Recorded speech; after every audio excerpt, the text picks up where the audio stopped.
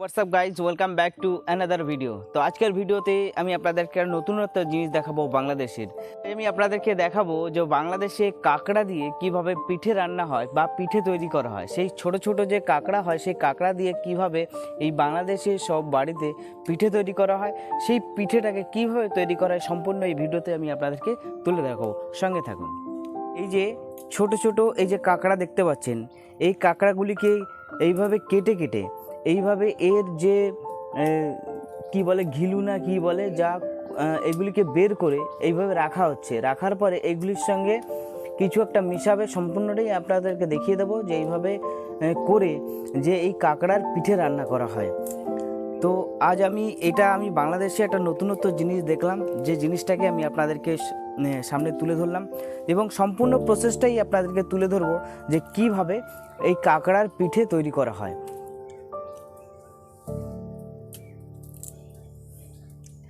এইভাবে চিপে চিপে দেখুন কাঁকড়াগুলি কীভাবে খুলছে আর এইভাবে ঘিলুটাকে বের করছে।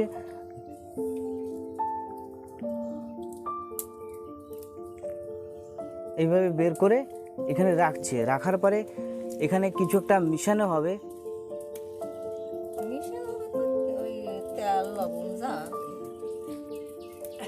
এর মধ্যে কি মিশানো হবে? তেল, তেল, লবণ, হলুদ, জাম মিশিয়ে তারপরে তেলে করে দেবো। তেলের পরে দিলে পরে এগুলি পিঠে আকারে তৈরি হয়ে যাবে, পিঠে বা বড়ার মতন হয়ে যাবে, যেগুলিকে আমরা সাধারণত বড়া বলি। সেই এগুলিকে কাঁকড়ার বড়াও বলা যেতে পারে।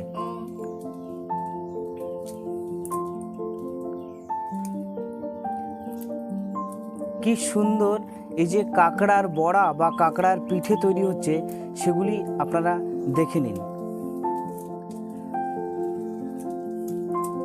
এই ছোট ছোট কাঁকড়া দিয়ে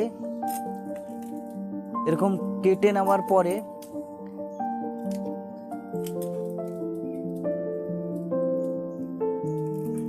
এই দু আঙ্গুল দিয়ে চাপ দিয়ে এর যে শ্বাসটা বের করে নেওয়া হয়, ওই শ্বাসটাকে এখানে ঘিলু বলছে। ওই শ্বাসটাকে বের করে নিয়ে ওই শ্বাসটার মধ্যে সমস্ত মশলাপাতি সব মিশিয়ে তারপরে কাঁকড়ার বড়া বা কাঁকড়ার পিঠে তৈরি করা হয়।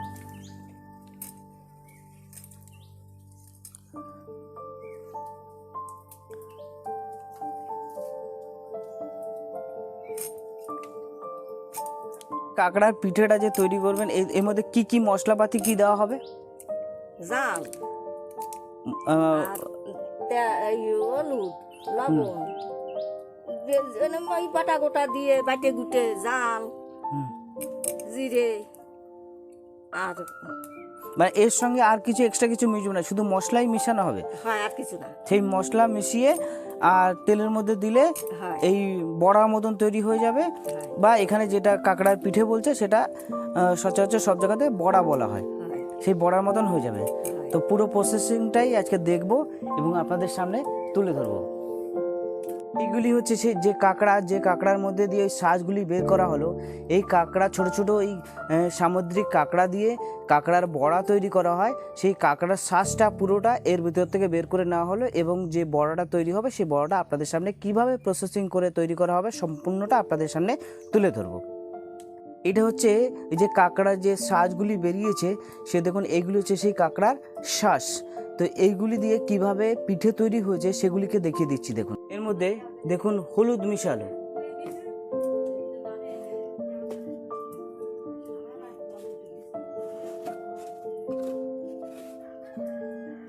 লবণ মিশালো।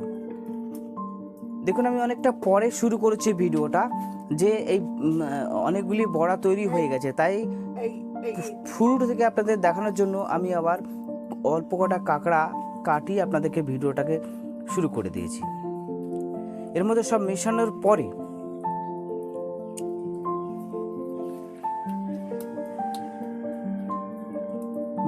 পরে এগুলি মিক্সড হয়ে গেল। এবার এইগুলি তেলের উপরে দিলে, এটাই তেলের উপরে দিলে তো তৈরি হয়ে যাবে। এটা কিভাবে মিক্সড হয়ে যাবে, তারপরে এটাকে তেলের উপরে দেবে। এই দেখুন এটাকে এই তেলের উপরে ছেড়ে দিল এখন বড়া আকারে তৈরি হয়ে যাবে। বড়া বলছি আমরা, আর এখানে পিঠে বলা হয়, তেলের এই কাঁকড়ার পিঠে। আর এগুলিকে আমরা সচরাচর সব জায়গায় শুনে থাকি এবং আমরাও বলে থাকি কাঁকড়ার বড়া, যেগুলি কাঁকড়ার শাঁস দিয়ে বড়া তৈরি করা হয়।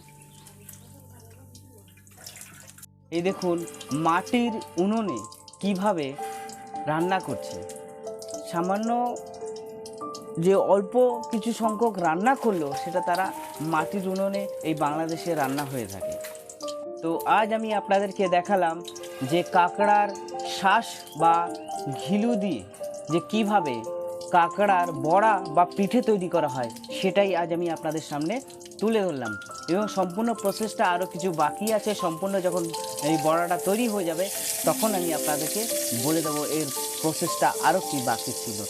এখানে অল্প কিছু সংখ্যক কাঁকড়া দিয়ে কিভাবে বড়া তৈরি হয় সেটাই দেখিয়ে দিলাম আমি আপনাদের। দেখতে দেখতে কতগুলি বড়া তৈরি হয়ে গেল।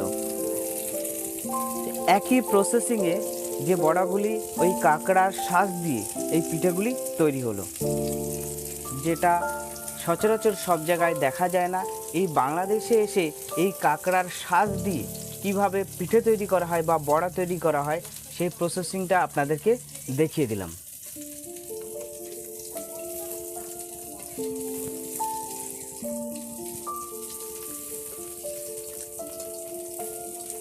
এটা এসে বাংলাদেশে আমার একটা নতুনত্ব কিছু বলে মনে হলো, সেটাই আজ আমি আপনাদের সামনে তুলে ধরলাম।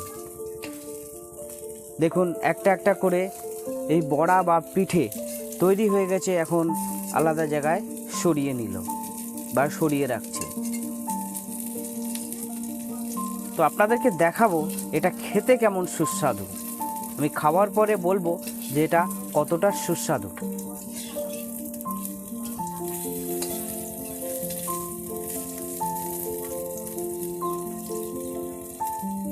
এসে দেখলাম যে এই কাঁকড়ার শাঁস দ্বারা পিঠে তৈরি হচ্ছে, সেটাই আমি আপনাদেরকে তুলে ধরলাম।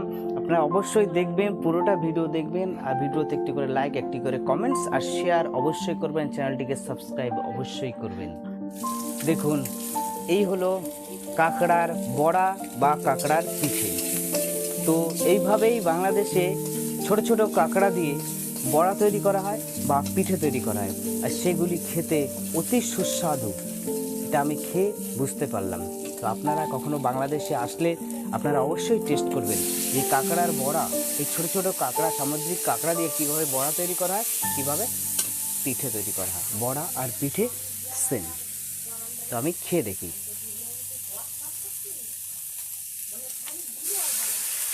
খুব সুন্দর। তো আমি আজকের এই ভিডিওটা এখানেই শেষ করছি। আবার ফিরে আসছি আপনাদের সামনে আবার একটা নতুন ভিডিও।